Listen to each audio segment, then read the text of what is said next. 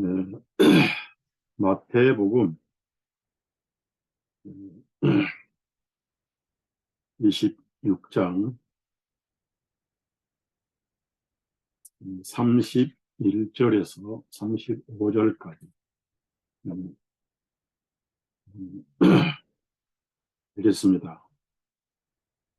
그때 예수님께서 그들에게 말씀하시기를, 오늘 밤 너희는 다 나로 인하여 실족하리라. 이는 기록되기를, 내가 목자를 치리니 양떼의 양들이 흩어지리라 하였기 때문이니.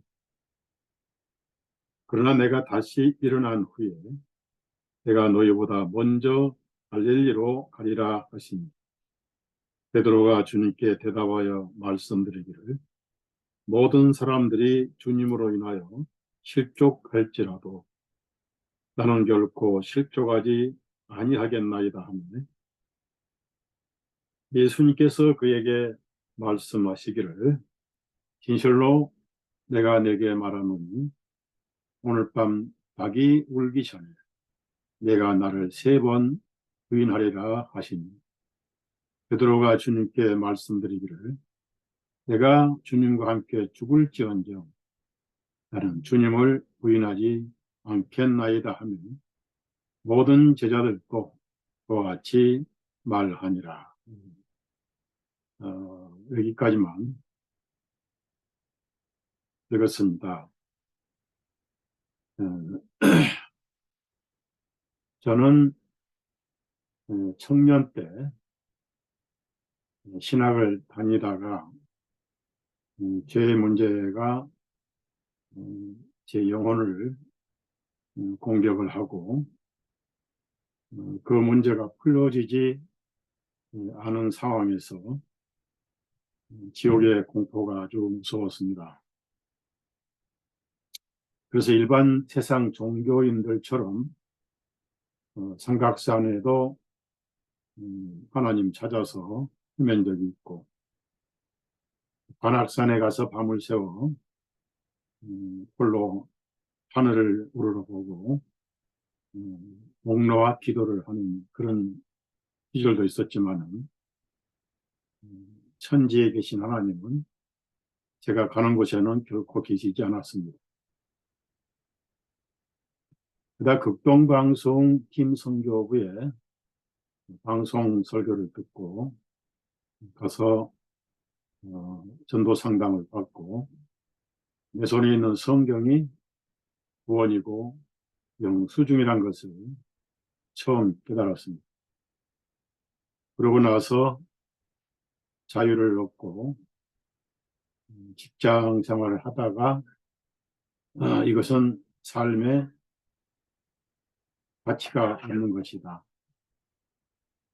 세상에서 출세하고 하루세끼 잘 먹고 잘 사는 것은 한번 왔다 가는 인생이 할 짓은 아니다라고 야간 신학부터 시작해서 한국에 내놓으라 하는 신학교들을 다 답습을 하고 책벌레처럼 책을 많이 읽었습니다. 또 책이 얼마나 중요한가를 깨닫고 목회를 하기 전부터 출판을 하기 시작했습니다. 그리고 방송을 했습니다. 선교하신 구영재 선교사랑 같이 방송을 하고, 이제 서서히 세미나를 하면서 교회를 개척을 하고, 그렇게 많은 세월을 하다 보니까 한때는 대한민국에서 가장 잘 나가는 전도자 목사로서 활동을 한 적이 있었습니다. 해외에서까지 초청이 와서 대한민국의 한 500개 교회에 가서 전도 집회를 했고, 미국에 내노라 하는 곳이 초청을 받아서 연합 집회 강사로 복음을 전했습니다. 그러다가 이제 조용기 목사를 건드리는 출판물을 출판하고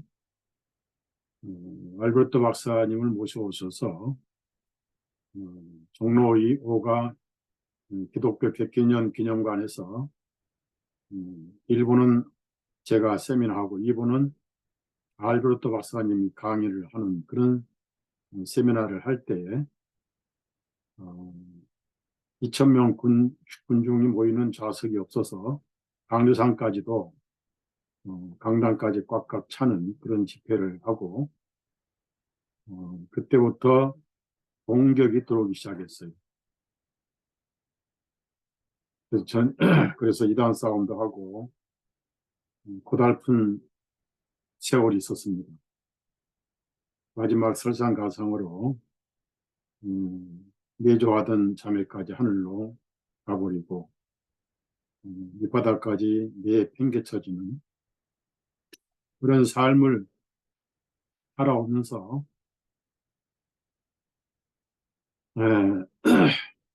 남는 것은 아무것도 없더라. 남는 것은 예수님만 남더라는 얘기죠. 그래서 오늘은 가장 믿음의 장애물이 무엇인가? 오늘 우리가 믿음이 어디서부터 시작되는가 하는 것을 이 성경 말씀을 통해서 베드로의 행적을 통해서 찾아보고 싶습니다. 베드로는 갈릴리 호수에서 평생을 고기를 잡는 어부였습니다. 그리고 그의 동생은 안드레였죠. 근데 동생 얘기는 성경에 별로 나오질 않아요.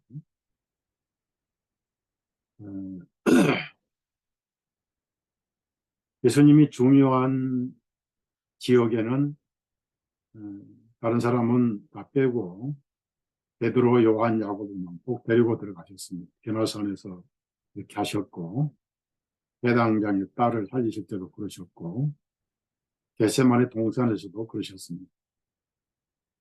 믿음을 감당치 못할 제자들은 쉽게 실패하고 실족할까 봐서 가장 중요한 때는 꼭 제외를 시키셨습니다. 그래도 꼭 베드로는 데리고 결정적인 곳에 꼭 참여를 시키셨는데 베드로의 성격이 좀 어떤 성격이냐면은 생각 없이 말을 푹푹 내뱉는 그것이 자신에게 꼭 돌아오는 그런 사람이었습니다. 잠언에는 말을 내기 전에 생각을 먼저 하라. 그래서 가장 무서운 사람은 침묵하는 사람이고 가장 가벼운 사람은 말이 많은 사람입니다. 말을 들어주면서도 비웃는 거죠. 그래서 입을 무겁게 다무는 것이 그리스도인들의 삶의 방식 중에 하나입니다. 그래서 베드로가 예수님이 여러 차례 내가 배반을 당해서 이방인의 손에 팔리고 죽었다가 사흘 만에 살아날 것이다 는 말씀을 결정적으로 하셨음에도 불구하고 제자들은 그 말씀에 관심을 두는 두렵고 물어보기도 참 무섭고 또 실족할 수밖에 없는 이스라엘 민족이 제사장 나라가 될 것이라고 로마인들을 쫓아버리고 유대인의 왕국이 될 것으로 기대를 했는데 예수님이 힘없이 체포된 걸 보고 다 도망을 가버렸어요. 잘못 따라왔나. 예수님의 결정적인 말씀을 믿지 않았고 사람들이 나를 누구라 하더니 더러는 선지자, 더러는 엘리야 이렇게 얘기합니다. 그러니까 너희는 나를 누구라 하느냐. 베드로가 주님은 그리스도시요 살아계신 하나님의 아들입니다. 라고 대답을 했어요. 그때 예수님은 그것을 알게 하시는 분은 하나님이시고 피와 육신이 아는 것은 아니다 하시면서 너는 페트로스다. 그래서 이 페트로스가 헬라어로 조약돌입니다. 돌멩이. 요한복음에는 페트로스는 번역하면 한 돌멩이다. 스톤이라고. 페트라는 뭐냐면은 헬라어로 페트라는 반석이라는 뜻이에요. 너는 페트로다. 너는 조약돌이다. 너는 돌멩이다. 원래 시몬의 이름, 시몬에서 따온 이름인데요. 시몬이라는 이름은 모래라는 뜻입니다. 모래는 쓸모가 없죠. 그래서 이제 합쳐서 시몬 베드로. 본 이름은 시몬이고 별명이 페트로스. 그래서 예수님이 나는 반석인데 너는 도약돌이고 이 반석 위에 예수님이 반석이잖아요. 내 교회를 세우리니 지옥의 문들이 이길 수 없느니라.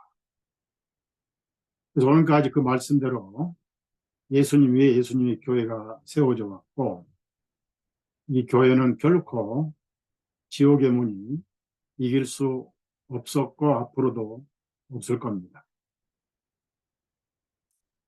그래서 또 한 번 예수님이 내가 가서 이제 죽을 것이다. 베드로가 말렸어요. 절대 그런 일이 있어서는 안 됩니다라고 인간적인 생각을 또 제시를 했습니다. 그때 예수님은 단호하게 사탄아 내대로 물러가라. 너는 하나님의 일을 생각하는 것보다 사람의 일을 더 생각하는구나라고 무섭게 냉철하게 그 언어를 사탄의 생각을 차단시켜 버렸습니다. 하여튼 베드로는 항상 생각 없이 행동하거나 행각 없이 말했다가 손해본 그런 사람이었습니다. 한 가지 분명한 것은 그의 믿음은 중심은 분명했고 주님께서 천국의 열쇠를 맡길 만한 그런 사도였습니다. 열쇠가 예수님이고 여는 것은 믿음이고 자물통은 없죠. 율법이 자물통인데 율법은 죄를 정죄하는 거죠. 그런가 하면은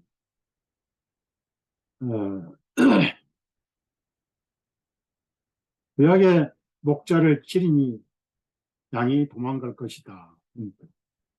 너희들이 날 다 버리고 도망갈 것이다. 그대로 도망갔지요.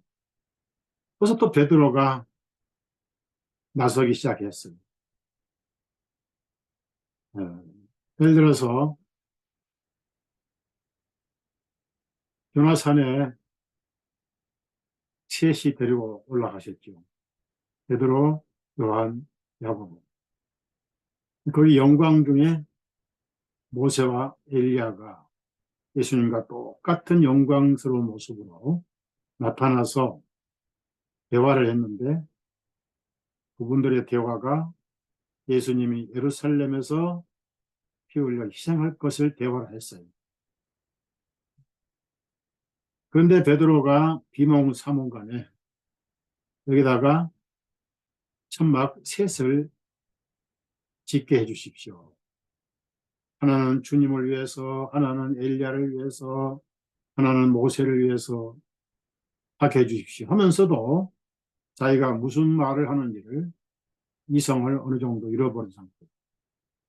그때 이제 다 구름이 가려워서 너희는 예수님 말씀을 들어라. 눈을 떠보니까 오직 예수님만 보이더라. 그러니까 어디 가든지 좀 문제가 있었어요. 그리고 마지막에 예수님이 부활하셔서 다락방에도 오셨고, 아직 성령님이 오시기 전이니까 예수님이 살아계신 것을 입증하시느라고 40일을 땅에서 보내셨습니다.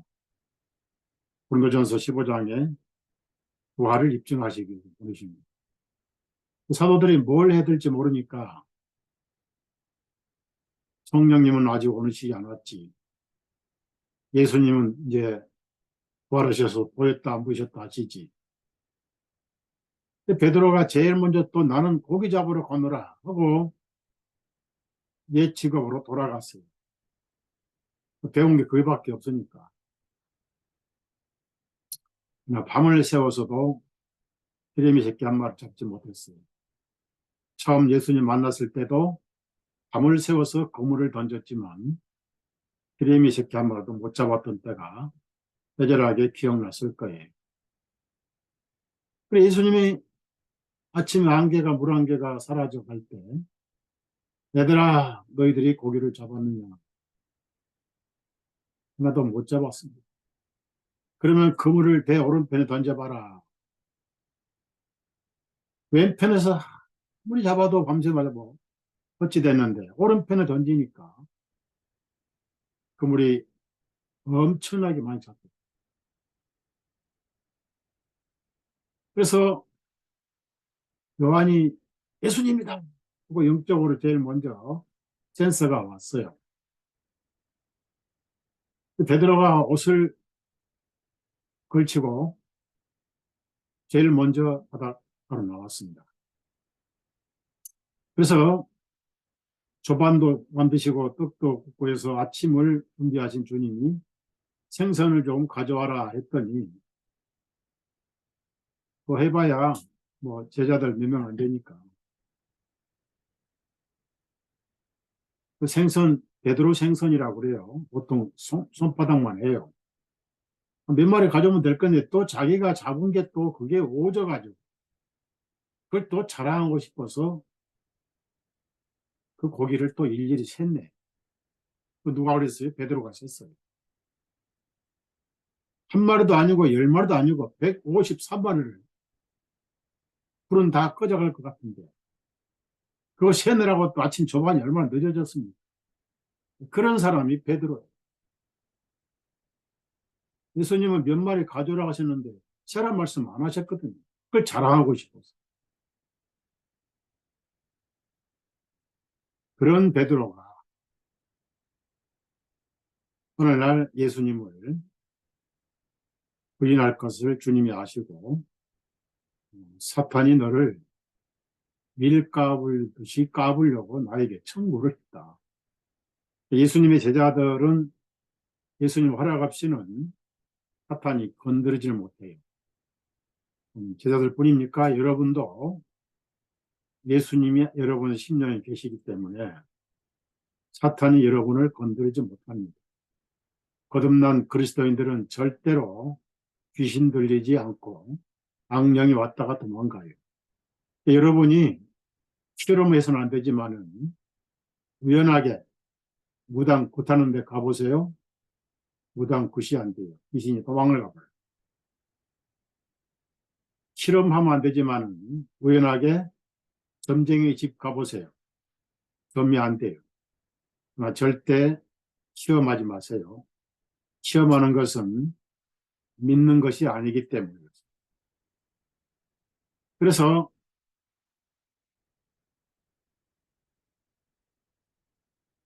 예수님께서 기도를 하셨다고 그랬어요. 누가복음에 보면 그런 말씀이 나와요. 내가 너를 위해서 기도했다. 그러니까 까불려지는 것을 돌이키면, 돌이키면 찾아봅시다. 이 성경을 찾아보자고요. 시간을 아끼기 위해서 가능하면 성경 안 찾고, 여러분이 다 성경 아는 내용이니까 제가 성경 이야기를 많이 하겠지만은 중요한 것은 찾겠습니다. 누가복음 2장 31절, 22장입니다. 31절부터 제가 읽을게요. 또 주님께서 말씀하시기를 시몬아, 시몬아, 보라 사탄이 너를 밀가부르듯 하려고 너를 갖기를 원하였느니라. 그러나 내가 네 믿음이 약해지지 아니하도록 너를 위하여 기도하였으니 네가 다시 돌이킨 후에 내 형제들을 굳세게 하라 하시니. 베드로는 사도들 위치에서 가장 중요한 위치에 있었습니다. 그래서 예루살렘에 천국의 열쇠, 즉 복음을 베드로에게 주셨지요. 베드로가 전도를 해서 오순절에 3천 명이 구원을 받고 베드로는 할례자들을 위한 전도자가 되었던 것입니다. 근데 여기서도 베드로가 자신만만한 얘기를 합니다. 33절에 그가 주님께 말씀드리기를 주님, 나는 주님과 함께 감옥에도 그리고 죽으러도 갈 준비가 되어 있나이다. 이것을 자신감이라고 합니다. 그런데 대한민국에 이런 용어가 있죠. 믿는 도끼에 발등 찍힌다. 안 믿으면은 발등도 안 찍힙니다. 믿으면 그것이 도끼가 돼가지고 발등이 찍힙니다. 가장 무서운 도끼는 자신감입니다. 나는 그래서 마태복음에도 그렇고 여기도 그렇고 예수님이 자기 오기 전에 3번 나를 부인할 것이다. 또 다락방에서 예수님이 만찬 때 제 아들의 발을 준비를 해 오셨어요. 물도 씻을 때 물도 준비해 오시고 수건도 준비해 오시고 제 아들이 한 건 아무것도 없어요.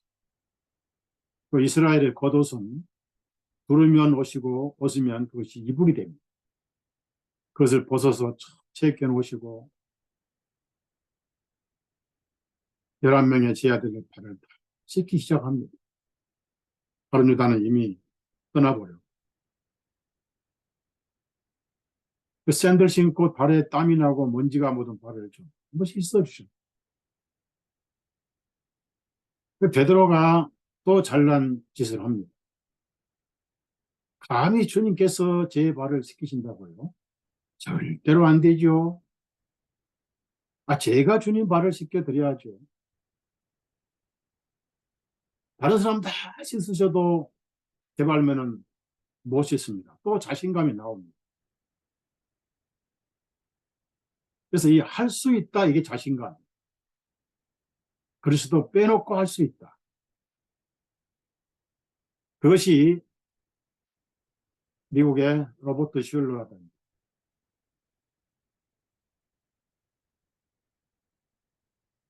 조용기 목사가 외치는 번영의 신앙이었습니다. 할 수 있다. 잘 되고 잘 되고 1박자는 모자라고 3박자 할 수 있다. 예수님이 하실 수 있어야지 내가 할 수 있다. 자신감. 그거는 절대 자신감은 믿음을 파괴하는 거예요. 스스로 자자 믿을 신자가 자신감이다. 그래서 예수님이 내가 너를 씻겨주지 아니하면 나에 대한 너희 몫이 없느니라. 어떤 직분이나 구원을 뺏어가는 건 아니고, 이번에 자료 보니까 뭐 교제를 할 수 없다. 그 말씀이 맞아요. 죄를 깨닫고 그것을 시인하고 다시 그리스도의 피로 교제가 돼야 되는데, 그 죄로 인정하지 않으면 교제가 될 수 없다. 그런 말씀입니다. 그래서 거기 또 12마리 세부, 153마리, 153마리. 여기도 사탄이 밀가불로 청구를 했는데, 다행히 다른 유다처럼 배반하고 넘어가지를 않았어요. 왜냐하면 예수님이 기도를 하셨기 때문에. 그렇게 자신감 있던 베드로가 어디까지가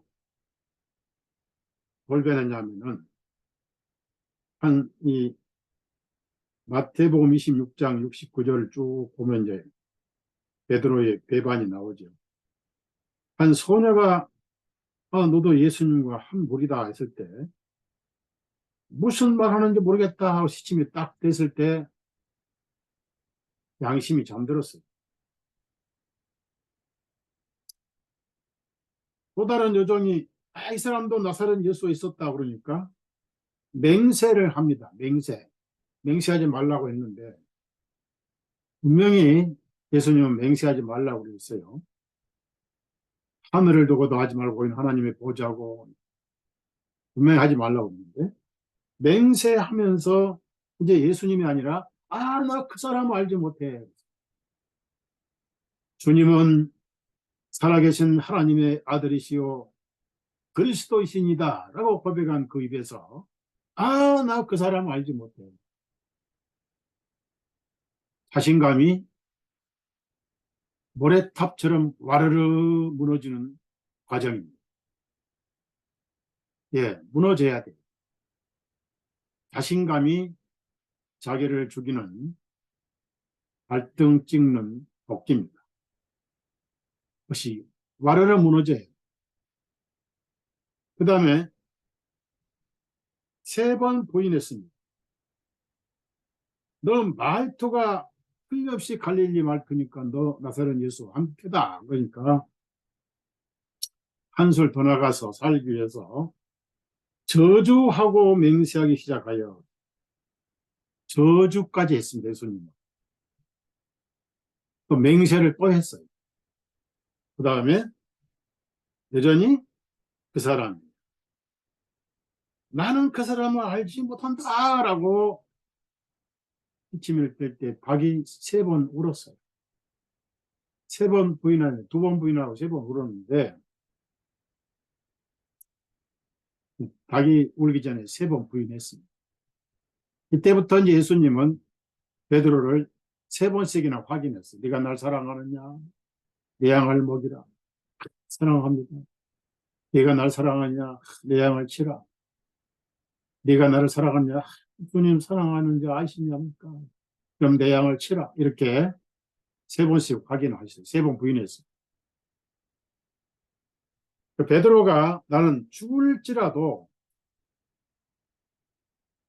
죽을지언정 주님을 배반하지 않겠습니다. 라고 자기 자신을 믿었던 자신감. 나는 결코 실족하지 아니하겠습니다. 자신감. 그래서 우리 세상 살면서 가장 믿지 못하는 것은 우선 사람이죠. 그래서 여러분 살아가면서 다른 사람을 쉽게 믿지 말라. 그러니까 사람을 믿으면 믿은 만큼 손실이 내게로 돌아와요. 왜? 사람은 다 거짓되되 오직 하나님은 참되시다 할지어다는 말씀이 있잖아요. 그래서 누구보다 예수님은 사람을 믿지 않았습니다. 않으셨습니다. 요한복음 2장 24절 25절에 그러나 예수님께서는 그들에게 자신을 맡기지 아니하셨으니 이는 주님께서 모든 사람들을 아셨기 때문에 또 어떤 사람의 증거도 받으실 필요가 없으셨으니 이는 주님께서 사람의 속에 무엇이 있는지를 아셨기 때문이다. 가장 변덕이 심하고 아침 다르고 저녁 다르고 모자 쓸 때 다르고 모자 벗을 때 다르고 화장실 갈 때 다르고 올 때 다르고 세면할 때 다르고 세면 끝나고 다르고 변덕이 수시로 달라지는 사람의 마음. 사람을 절대 믿으면 안 되고 그래서 믿었던 도끼에 발등 찍힌다 하는 말도 다른 사람을 믿었다가 그 사람에 의해서 발등 찍힌다는 데서 그런 격언이 나온 거예요. 그래서 사람을 절대 믿으면 안 돼요. 그래서 오늘날 예수님 팔아서 사람을 믿게 해가지고 수많은 영혼들을 요한꼴로 끌고 가는 소경 지도자들이 그 동의로 인도를 하고 있는 세상입니다. 그래서 절대 사람을 신뢰하지 말라 이런 말씀이 있어요. 이 말씀 찾아볼까요? 시편 118편 8절입니다.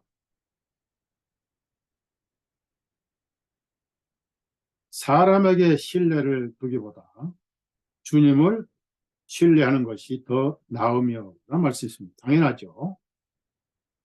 우리가 사람을 잘 믿잖아요.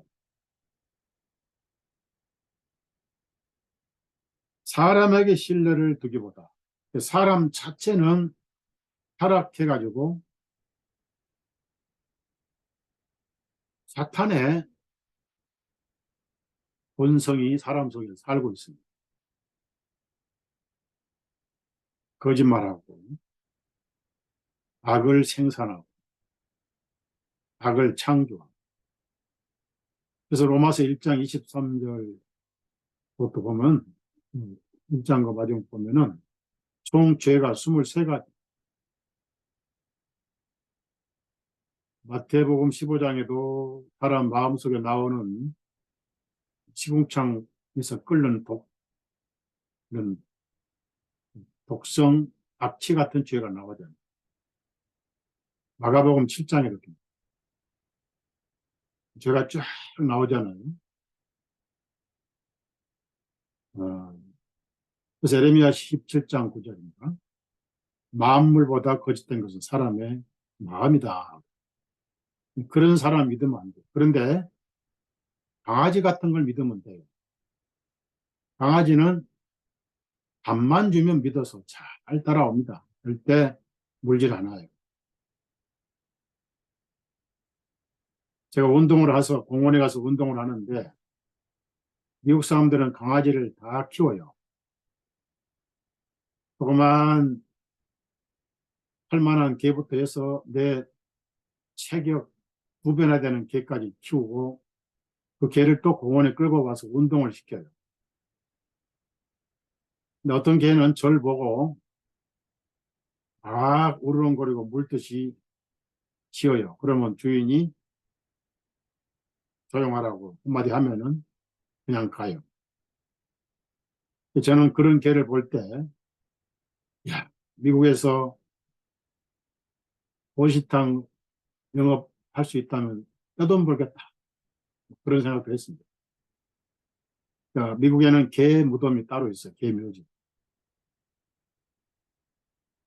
그래서 제가 한국 사람이라서 저 개새끼까지 나를 멸시하나 싶어가지고 몽둥이를 하나 준비를 하고 싶은데 몽둥이가 없더라. 혹시 어떤 개가 쫓아오면 몽둥이로 그냥 공격을 해버리려고. 그렇지만 그런 개는 내가 사랑을 베푸면은 사랑이 나와요. 믿을만 해요. 호랑이도 마찬가지예요. 사자도 마찬가지예요. 사람만이 믿었다가 큰 코 다쳐요.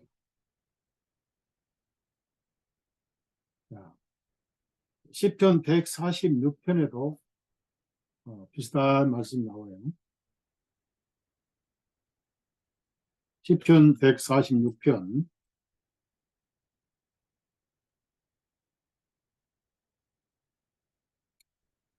3절에 통치자들을 신뢰하지 말지니라. 그 다음에 사람의 아들도 신뢰하지 말지니라. 그들에게는 어떠한 도움도 없도다. 사탄은 거짓말의 압입니다. 그 이단들은 성경을 가지고 속여서 사람들을 믿게 하는데 그 속에 진리가 있으면 절대로 속일 수가 없죠.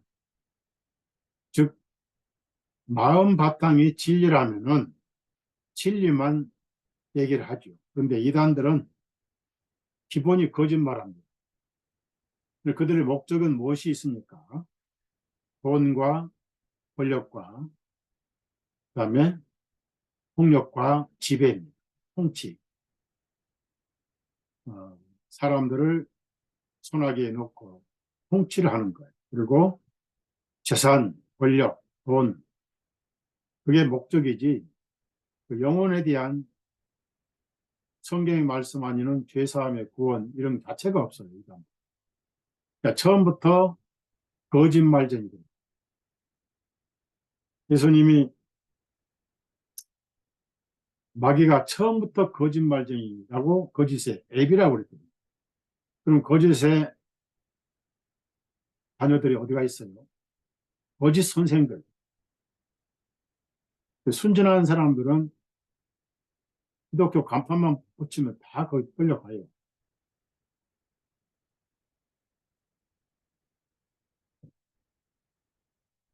그래서 성경에 통치자들도 믿지 말라. 정치인들 여러분 믿지 마세요.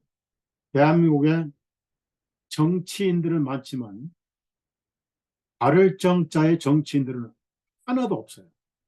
전부 권력을 앞세워서 재산을 축적하는, 한몫 챙기는. 그래서 정권이 바뀌기 몇 개월 전부터 권력 누수가 생겨요. 모두가 지금 아니면 챙길 수 없다 해가지고 뭐 한몫 챙기느라고 정신없이 세금 빼돌리고. 지금 내가 알기로는 대한민국에 정직한 정치인은 단 한 사람도 없어요. 대통령부터 저는 믿질 않습니다. 이승만 대통령은 제가 믿었어요. 그 외에는 없었어요. 권력의 맛을 보면은 별로 그러니까 통치자들 믿지 말라. 그 다음에 여기도 사람을 믿지 말라.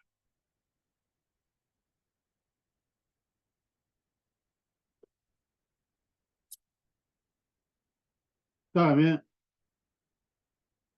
잠언서 5장 좀 찾아보세요.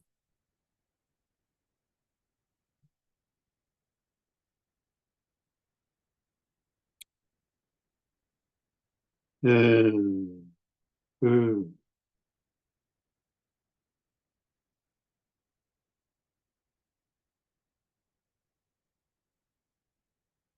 3장, 잠언서 3장 5절이죠.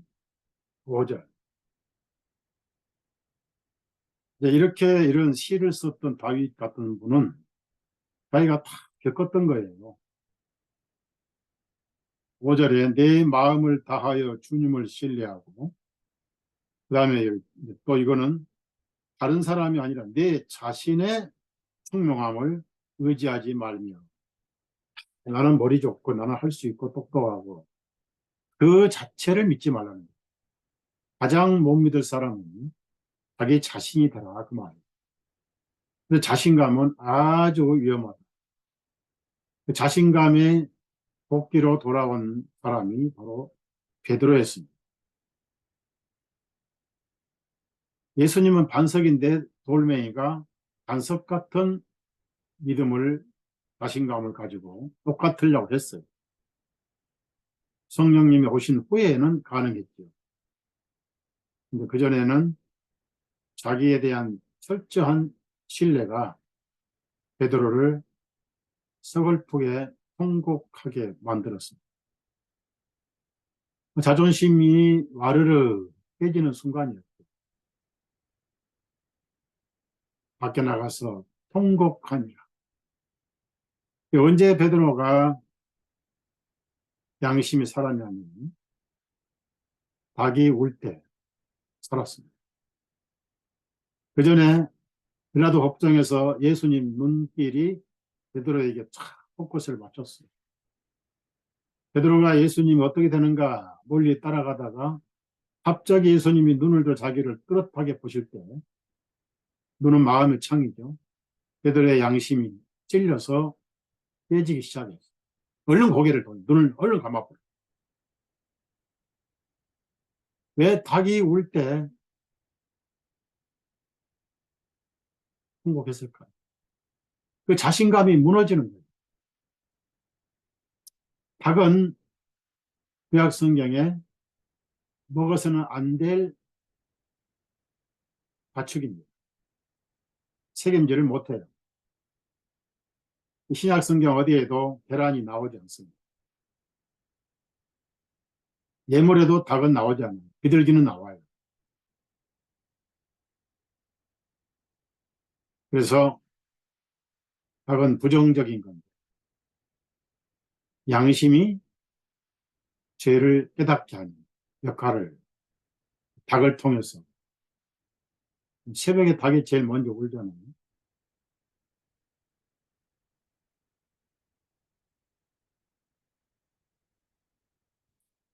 자, 그래서 사람을 믿지 말아야 되는데 동시에 사람은 믿은 대로 실패와 불신이 따라오죠. 그래서 성격이 단순하고 마음이 깨끗할수록 사람은 잘 믿어요. 그걸 잘 믿는데 귀가 엽다 이렇게 판단할 수도 있지만 목회자들은 사람 말을 믿어야지. 다 의심하면 어떻게 전도를 어떻게 목회를 하겠습니까? 그 대신 손해를 참 많이 보죠. 단순하기 때문에 복음을 깨달았는데 단순한 복음을 의심스럽게 만들어 놓은 것입니다. 사람이. 그래서 목회자에게 꼭 제가 하고 싶은 얘기는 가장 충실하고 가장 열심히 하는 사람을 가장 주의하라. 나중에 가장 열심히 섬기다가 가장 열심히 파괴하고 나갈 사람이다. 있는 듯 없는 듯 보인 듯 안 보이듯 조용하게 섬기는 그리스도인들이 진짜 일꾼이다. 이렇게 제가 목회자들에게 훈계를 합니다. 40년 목회에서 그런 체험을 하도 많이 했기 때문에. 자,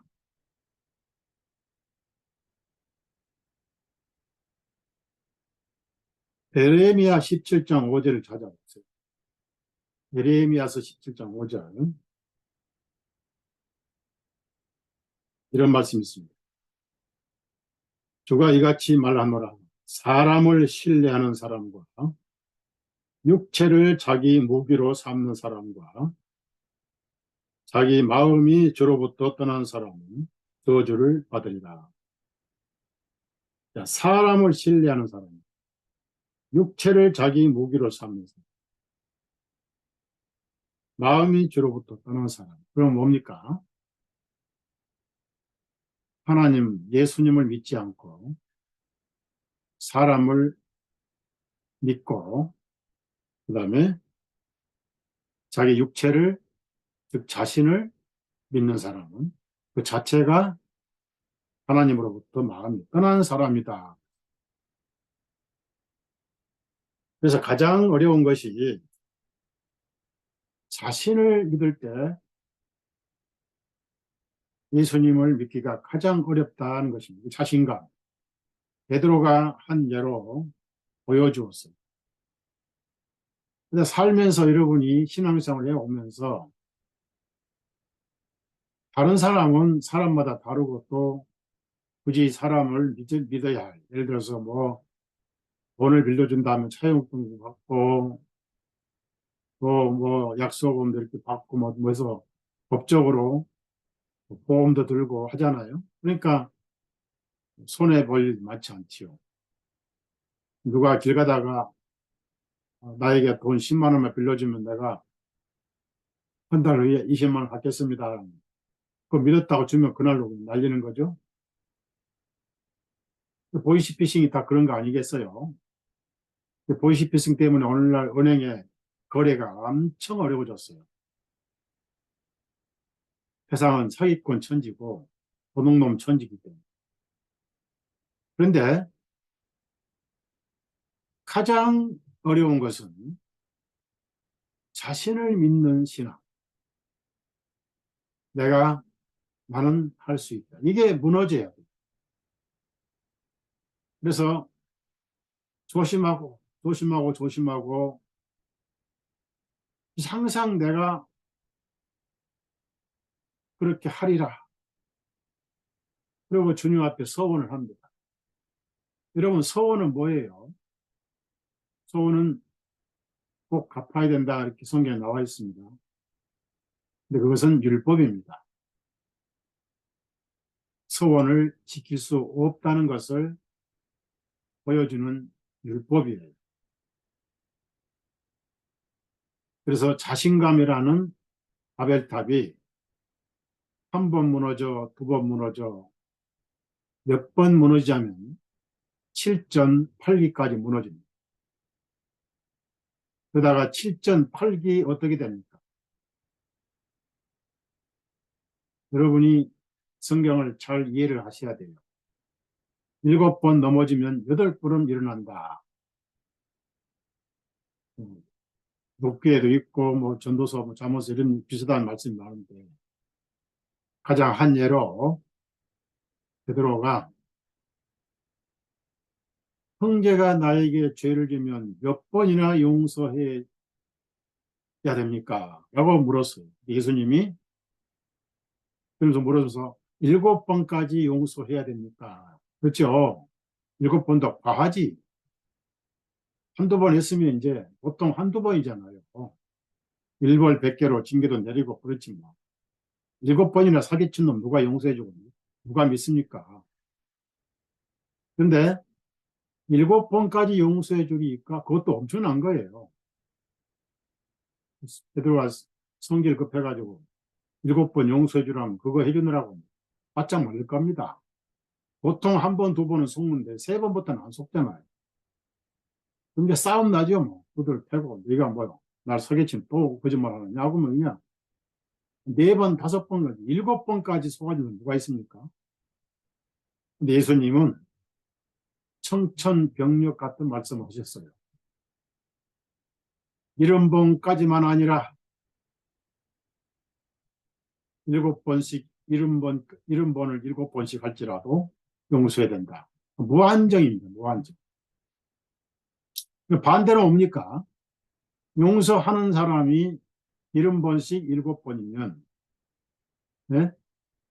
70 곱하기 7이잖아요. 그러면 7, 7, 49.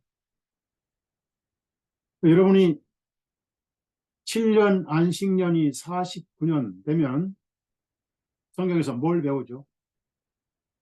제가 지난번에 안식에 대한 설교를 했습니다. 기억력이 좋으신 분은 기억하실 거예요. 희년이 기억나죠? 희년은 예수님이에요. 그러면은 70번씩 7번 용서하면 그 다음에 희년이 누굽니까? 예수님이 희년입니다. 사람은 70번씩 7번씩 용서를 할 수가 없어요. 속으로 미움이죠. 70번씩 7번을 잘못한 사람은 그건 참 구제불능이죠. 그런데 예수님 안에서는 이름 못이 7번 용서가 다 됐어요. 여러분이 앞으로 변화해서 하늘에 갈 때까지 죄가 희년 안에 다 들었어요. 희년은 예수님이라고 말씀드렸죠. 안식의 주인이잖아요. 그 안에는 용서 못할 죄가 없습니다. 용서가 남은 죄가 없어요. 완전히 죄 문제는 해결돼 버렸어요. 그래서 복음이라는 거예요. 그럼 7절은 뭐죠? 7번 넘어지는 게 인간이고, 8기, 8번 일어난다 그 말은 내가 일어난 게 아니에요. 예수님 안에서 일어나는 거예요. 그래서 자신감, 자신에 대해서 7번 아니라 70번 무너져야 돼요. 자신감이라는 바벨탑이 무너져야 돼요. 그래서 반석이 아닌 베드로가 거약돌인 것을 깨달아야 되고, 거약돌은 별명이지 본 이름이 아니고 본 이름은 시몬, 모래라는 것을 깨달아요. 성경의 모래와 흙은 사망을 의미합니다. 흑인이 흙으로 돌아갈지니라.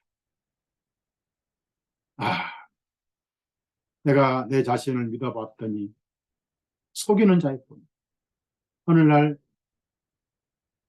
와르르 무너지는 날이 예수 그리스도를 믿는 날입니다. 거기서 활기하는 것. 나에 대한 자신에 대한 믿음이 와르르 무너질 때 예수님만 믿게 되는 것. 그것이 구원이에요. 그래서 우리는 하나님한테 약속하고 또 다짐하고 이런 세월을 보내오면서 주구하는 쓰러져 있고 썩어지고 말라빠진 자신에 대한 신뢰, 종교, 믿음을 계속 세우려고 합니다. 그것이 반복되는 순간 예수님에 대한 믿음은 내 것이 될 수가 없어요. 성경에 모든 믿음은 예수 그리스도의 믿음입니다. 믿음이라는 것은 신실하다는 뜻이에요. 예수 그리스도의 신실하심, 거짓말 못하시고 여러분 죄를 다 용서해 놓으셨고 기억지도 아니하시고 영원토록 사랑하시고 빼앗기지 아니하시고 그 약속을 지키시고 계시는 예수님, 그 신실하심을 믿고 거기다가 맡기는 것이지. 베드로처럼 나는 할 수 있습니다. 나는 안 그렇습니다. 라고 돌멩이가 반석이 되려고 했을 때 그것이 모래로 와르르 무너졌을 때 하나의 대장부가 통곡하면서 펑펑 울었어요. 바울 사도는 정오 12시경에 햇빛보다 더 밝은 빛에 둘러싸여가지고 눈이 멀어버렸어요. 한 번도 예수님을 본 적도 없습니다. 예수님을 직접 핍박한 적은 없습니다. 그러나 교회를 많이 핍박했어요. 지나치게 핍박했습니다. 그래서 예수님 말씀이 사울아, 사울아, 주여 누시니까 빛이 너무 밝아서 도상에서 엎드러져 버렸어요. 눈이 멀어버렸어요. 나는 내가 핍박하는 나사렛 예수니라. 예, 이단 예수님 맞아요. 지금 그 예수쟁이들 내가 체포로 지금 체포 영장 가지고 한 명씩 하는 중인데 내가 예수님 핍박했다고요? 아, 그렇지. 잡아 감옥에 가두고 채찍질하고 많은 짓을 했지. 스테반도 돌로 쳐 죽이고 싶었는데 기운이 없어가지고 돌을 못 들어서 옷만 지켜줬지. 3일간 와르르 무너져 버렸어. 히브리인이고 베냐민 지파 다 바리새인 중에 바리새인, 모든 것이 천짐의 흙으로 변했고 와르르 무너져 버려.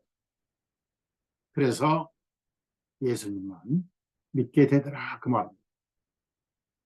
여기서 신앙은 자신에 대한 실패가 실정이 됐을 때 예수님 팔기가 돼가지고 비로소 예수님을 믿는 믿음이 살아 내 것이 된다는. 성경에 우리 인간은 아주 약한 존재예요. 정말 약한 거예요. 인간은 약해요. 우리 시편 103편 찾아보시면 14절에 그분께서 우리의 체질을 아시며 우리가 얼마나 허무하고 힘없고 나약한 존재인지 그분께서 우리가 먼지인 것을 기억하시기 때문이다. 아주 연약한 먼지에 불과해요. 사람으로 말하면 그의 날들은 불과 같고 그 시퍼렇던 풀이 햇빛 뜨면 시들어지고 오후 되면 말라지고 한낮에 말라서 습기까지 사라진 그 인생, 그의 영화는 들의 한 꽃과 같아서 바람이 꽃 위를 지나가면 꽃이 사라지나니 그 자리가 그 꽃을 더는 알지 못하리니. 이게 우리 인생이 얼마나 초라하고 얼마나 비참합니까?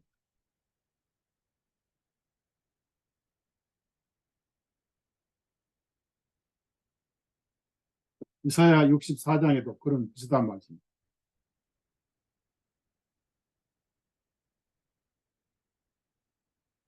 8절에 이사야 64장 8절에 그러나 오 주님 이제 주님은 우리 아버지이십니다. 우리는 진흙이요 주님은 우리 토기장이시니 우리 모두가 주님의 손으로 지음을 받았나이다. 그래서 베드로가 자기 자신을 철석같이 믿었다가 암딸개의 울음소리가 양심을 깨워서 예수님을 저주하고 맹세를 2번 하고 그 사람 나 모른다 했던. 그런데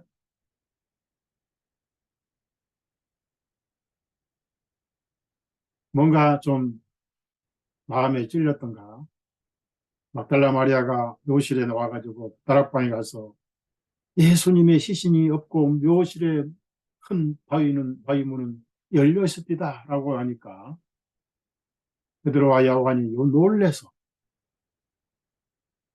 안식일도 끝났겠다 아직 어둑어둑할 때 뛰어갔습니다. 그런데 베드로가 더 빨리 가야 되는데 물고기 몇 마리 가져나오니까 잽싸게 153마리를 셌던 베드로가 왠지 발걸음이 무거웠어. 내가 3번이나 저주하고 맹세한 것을 기억하시면 어떻게 하실까? 발걸음이 무거워서 늦게 도착했습니다. 와서 보니까 요한은 또 좀 조용한 사람이라 무서워서 묘실에 안 들어가고 기다리고 있어요. 베드로가 묘실에 들어갔습니다. 그리고 주님을 찾아야 되는데 베드로 마음속에는 그게 걸림돌이 됐을 거예요. 잘난 내가 3번이나 부인은 예수님이 말씀을 하셨지 울기 전에 3번이나 부인하리라. 한 번도 아니고 3번. 그래서 다락방에 갔는데 그날 밤 예수님이 거기에 떡 찾아오셨다. 베드로가 눈을 감히 들지 못하고 자꾸 쭈삣쭈삣 딴 데를 내다.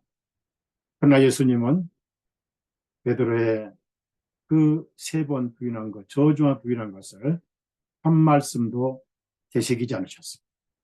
왜? 무너졌잖아요. 통곡하면서 무너져 버렸잖아요. 그때부터 베드로는 자신을 안 믿어요. 예수 그리스도만 믿었어요. 그러면서 전혀 그 말씀은 예수님은 기억도 하지 않으시고 베드로에게 세 가지 부탁하셨어요. 각 세 번. 베드로야, 바요나 시모나, 네가 날 사랑하느냐? 근데 그 사랑은 아가페가 아니에요. 베드로는 아가페 사랑이 없어요. 필리오. 헬라어는 그렇게 나와요. 예, 제가 주님을 사랑합니다. 필리오. 예수님 사랑은 아가페입니다. 베드로야, 내가 나를 사랑하느냐? 아가페. 예, 제가 주님을 사랑합니다. 그럼 필리오. 내 양을 먹이라. 치라. 세 번째, 예수님은 아가페라는 단어를 쓰지 않았습니다. 그래, 너는 나를 사랑할 아가페가 없어. 있으면 네가 구주가 되지. 아가페는 하나님밖에 없어. 그래서 예수님의 세 번째 말씀은 필리오로 네가 나를 필요하느냐? 주님, 제가 예수님을 필요할 수 있습니다. 그걸 아시잖아요. 내 양을 치라. 그렇게 하시고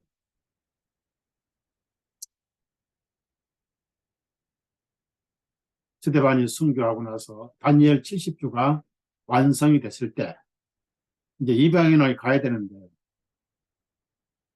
제일 먼저 베드로가 이방인에게 문을 열어야 돼. 열쇠. 천국 열쇠를 받았습니다.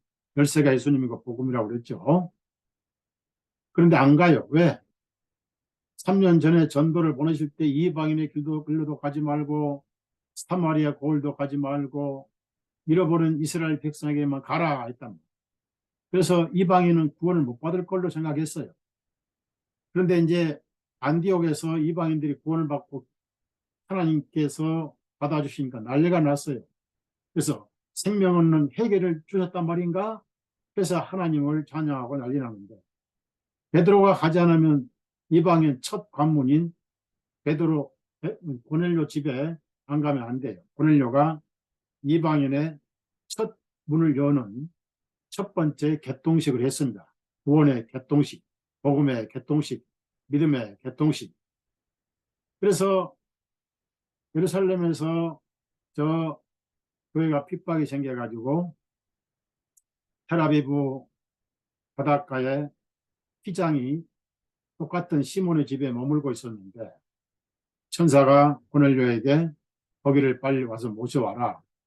여러분, 천사가 아무리 복음 전해도 구원 못 받아요. 천사가 여러분 꿈에 나타나서 성경 요한복음 3장 16절 암송해줘도 구원 못 받아요. 천사는 거듭난 체험이었기 때문에 천사는 전도를 할 수가 없어요. 천사는 또한 여러분의 심부름하는 피종이고 심부름꾼입니다. 그래서 천사 꿈에 나타났다고 갑자기 다음날 심령 부흥사가 되면 안 돼요. 마치 모습을 봤다. 그래가지고 집주인이 나 무슨 봤어? 그러고 돌아다니고 외치는 꼴과 다를 게 뭐냐고. 천사가 복음의 열쇠를 가진 베드로를 불러오라고. 그래서 나중에 사도행전 11장 보니까 구원의 말씀을 전해줄 것이다. 그렇습니다. 모든 말씀은 구원의 말씀이 돼야 돼요. 구원의 말씀이 10번이면 생활의 말씀은 2번이면 충분합니다. 그래서 복음을 전해서 이 예수님을 이름을 통해서 죄 사함 받는다 하고 할 때 예배당 한 번도 안 가본 사람들 성령이 임하신 거예요. 거기 주로 로마 사람인데 그들은 한 번도 배우지 못한 히브리 말로 방언해 버립니다. 그래서 성령님이 먼저 내려오시고 침례를 준 거예요. 선물로 받았는데 우리가 침례를 금하는 것은 뭐가 잘못됐지 않느냐. 그래서 예수님 이름으로 침례를 이렇게 해서 이방 땅에 복음이 전파된 겁니다. 오늘 여러분 구원뿐만 아니라 신앙생활 하실 때 여러분 자신을 믿지 마세요. 7번 부서지세요. 그럼 8번 예수님만 의지하게 됩니다. 예수님은 약속 지키세요. 여러분 삶을 지켜주세요. 여러분 성격 다 파악하세요. 여러분이 얼마나 연약한 흙더미인지 다 아세요. 여러분이 상한 갈대인 걸 다 아세요. 꺼져가는 등불인 걸 다 아세요.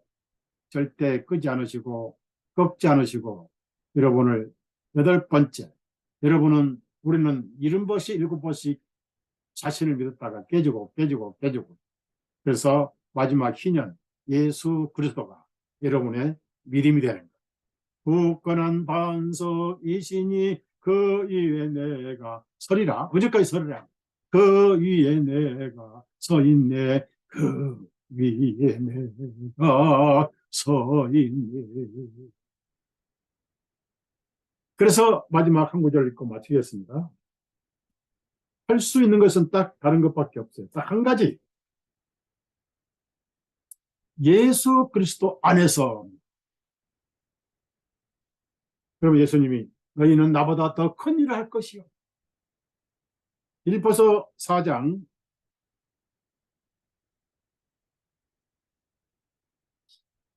12절부터 13절 읽고 마칠게요. 나는 비천에 처할 줄도 알고 풍부함에 처할 줄도 알며 어떤 처지에 든지 모든 일들에서 나는 배부름과 배고픔과 풍부함과 궁핍함을 배웠나니 자, 내가 나를 강하게 하시는 그리스도를 통하여 모든 것들을 할 수 있느니라. 이것이 자신감이 아니고 수신감입니다. 예수 신감이라 그 말이에요. 왜? 예수님을 믿으면 믿을수록 그분은 응답하셔요. 항상 병자를 고칠 때도 믿느냐?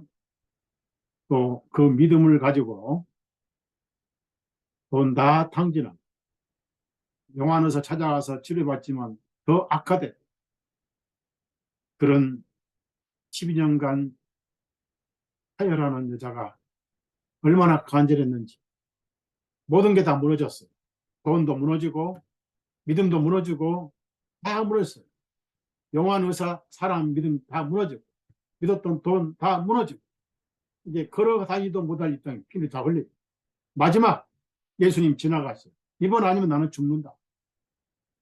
옷가만 만져도 나을 것이라는 그 믿음, 실오라기 같은 그 믿음, 내가 와르르 무너질 때 실오라기 믿음이 엄청난 강철 같은 능력을 발휘합니다. 그래서 오늘 여러분 이 설교 듣고 여러분 자신에 대한 자신감 7번, 70번씩 7번 와르르 무너져 버리고 활기 예수님이 여러분 안에서 여러분의 믿음으로 바로 서시고 살아계시고 동시에 70번씩 7번 무너져서 신령이 되시기를 앞으로 신앙생활을 그렇게 하시기를 예수님의 이름으로 부탁드리면서 말씀을 마칩니다. 한 구절 더 읽습니다. 한 번 더 읽습니다.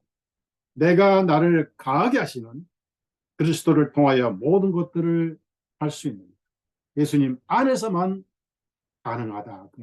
이것이 성경이 말씀하시는 예수 그리스도의 믿음입니다. 제가 이제 성경을 1611년 오리지널 성경을 영한 성경을 출판하려고 현재 나오는 킹제임스 영어는 그 여호와 야훼 뭐 예수님 이런 스펠링이 달라요.